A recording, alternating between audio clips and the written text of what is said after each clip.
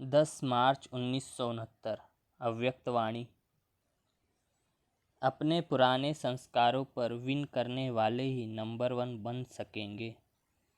कुमारियों के पहले ग्रुप की टीचर्स ट्रेनिंग में अव्यक्त बाप दादा की मधुर शिक्षाएं। जो भी सब कुमारियां आई हुई हैं, उन सब के अंदर लक्ष्य क्या है? क्या लक्ष्य रखकर आई हो? कोई ने कहा भट्टी का अनुभव करने का भी लक्ष्य क्या है? क्यों यह अनुभव करने चाहती हो? टीचर्स का लक्ष्य क्या है? भट्टी में तो पकेगी, लेकिन भट्टी में पक करके क्या बनना है? वह लक्ष्य तो क्लियर जरूर होना चाहिए ना। क्या बनना है और कैसे बनना है? जैसे साकार रूप में माता पिता कर्म करके दिखलाने के एक एग्जाम्पल बने हैं, इसी रीति एक शब्द में यही कहेंगे कि संपूर्ण और श्रेष्ठ टीचर कैसे होना चाहिए। न सिर्फ टीचर, लेकिन जैसे 3 रूप हैं, पिता, शिक्षक और गुरु। इस ही रीति से जगत माता और जगत के प्रति निमित्त टीचर, साथ साथ सतगुरु खुद नहीं बन सकते, लेकिन सतगुरु के साथ पूरा संबंध जुटाने वाले, श्रीमत पर चलकर चलने वाली बनना है। यह मुख्य बातें हर टीचर में जब आ जाती हैं तो उस टीचर की रिजल्ट सर्वोत्तम निकलती है। टीचर बनना तो सहज है, लेकिन टीचरपन की क्वालिफिकेशन में मुख्य सब संस्कार जो ज्ञान और योग के भरने हैं, वह बहुत ज़रूरी है। और जगत मातापन का, शक्तिपन का, दिव्य गुणधारी देवीपन का और साथ साथ योद्धेपन का, यह सब संस्कार हर एक जब अपने में ठीक रीति भरेंगे तब दुनिया में नाम वाला होगा। ऐसा लक्ष्य रखा है। कन्या होते हुए भी जगत माता है। अगर कन्या समझेंगे तो फिर कुछ कुछ बातों में सर्विस करते हुए अनासक्त रहेंगे। कन्यापन अर्थात प्यूरिटी, तो कुमारीपन भी पूरा रखना है, लेकिन कुमारीपन के साथ साथ बेहद जगत माता हूँ, यह भी समझना है। यह सब आत्माएं जो तरस रही हैं, दुखी हो चिल्ला रही हैं, उन्हों की ज्ञान और योग से पालना करनी है। जब ऐसी अपनी वृत्ति, स्मृति और दृष्टि रखेंगे, तब दृष्टि में रूहानियत होगी, जिस्मानीपन निकल जाएगा और रूहानी दृष्टि होती जाएगी। हर एक को यही लक्ष्य रखना है कि नंबर वार होते भी नंबर 1 बनकर दिखाऊंगी, लेकिन 1 नंबर कैसे बनेगी? जब अपने सर्व पुराने संस्कारों के ऊपर विन करेगी, वही 1 बनेगी।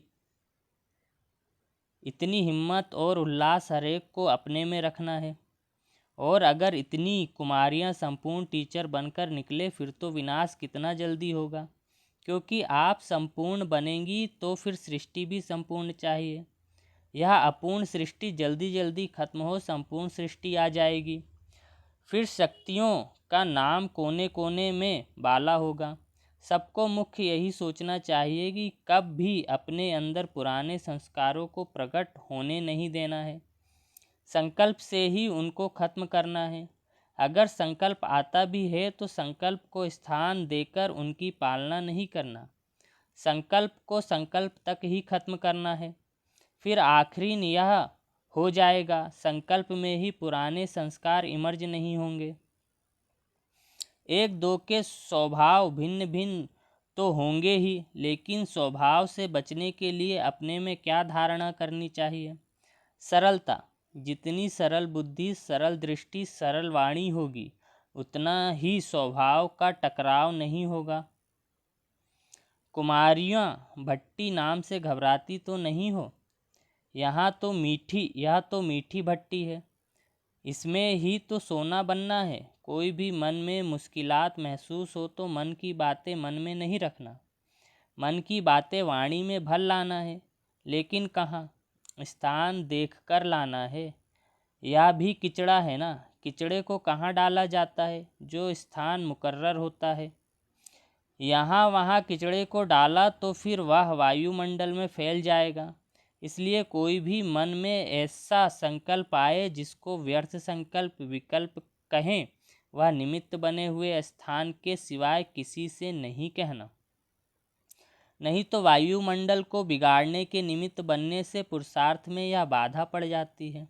इसलिए जैसा लक्ष्य रखा है तो कोई भी अपने सामने रुकावट डालने की बातें नहीं रखना। मिटाते हटाते चलते चलो, तब लक्ष्य को पा सकती हो। हर मुरली में लक्ष्य तो दिया ही है, क्या करना है, क्या देखना है, क्या सोचना है। जैसा डायरेक्शन है उस प्रमाण ही चलते चलना है। घर में सिकलिधे होते हैं तो बाप उनको सिंगारते हैं ना, तो आप कुमारियाँ कौन सा सिंगार करेंगी? गहने पहने हुए हैं, हर वक्त अपने गहनों से सजी हुई रहना, उतारना नहीं। जो रॉयल फैमिली वाले होते हैं वह कब गहने उतारते नहीं हैं। जो गरीब होते हैं वह कब कब पहनते हैं। आप सब तो किसके बच्चे हो? कौन से गहने पहने हुए हैं? तिलक कौन सा है? राज तिलक। राज तिलक तो आपके सतयुगी माँ बाप देंगे। संगम युग का नया तिलक कौन सा है? विजयी बनने की विक्ट्री। आज विजयी रत्न बनने की निशानी तिलक रूप में कुमारियों को दे रहे हैं।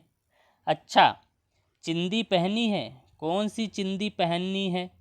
चिंदी है सुदर्शन चक्र की, यह भी कब भूलना नहीं है। कुंडल कौन से पहनेंगी?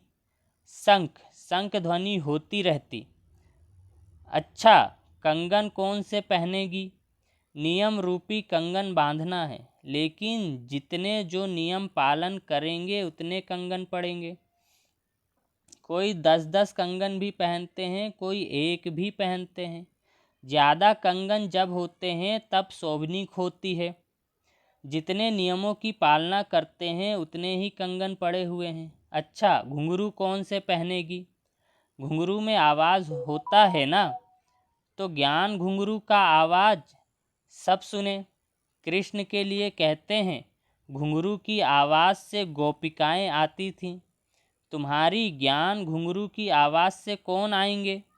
आपके भक्त और प्रजा। जितना जितना सुरीली आवाज़ होगा वैसे वैसे आकर्षण होगी।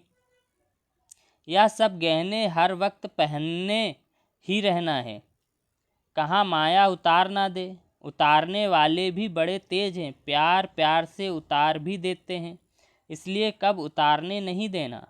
कुमारियाँ हैं तो उम्मीदवार, लेकिन कौन सी परसेंटेज में उम्मीद पूरी करनी है वह मालूम पड़ जाएगा। हर एक को यही सोचना है कि हम कोई कमाल करके दिखाऊं। बाप दादा की जो उम्मीद है वह उम्मीद का सितारा अपने मस्तक के बीच चमका के दिखाना है। कुमारियों का ग्रुप तो अच्छा है, टीचर भी अच्छी मिली है। जहाँ भी जिसका गुण देखो वह जल्दी से उठाना, क्योंकि हर एक में कोई न कोई विशेष गुण होता है। तो हर एक से गुण उठाते उठाते सर्वगुण संपन्न बनना है। अगर अवगुण देखो तो पीठ कर लेना। खिलौना देखा है ना, सीता के सामने रावण करते हैं तो पीठ कर देती, राम सामने आता तो राम के सम्मुख हो जाती है। आप भी सीता तो हो ही। गुण देखो तो धारण करना, अवगुण को देखते हुए भी नहीं देखना, सुनते हुए नहीं सुनना। ना सोचना, सुनना और देखना तो दूसरी स्टेज है। सभी कुमारियों को विक्ट्री का टीका दिया और ऊपर में बिंदी देते हुए मुख मीठा कराया। इस टीके को कायम रखने की हिम्मत है ना। आज जैसे मस्तक चमक रहे हैं ऐसे अविनाशी चमकते हैं। अच्छा, ओम शांति।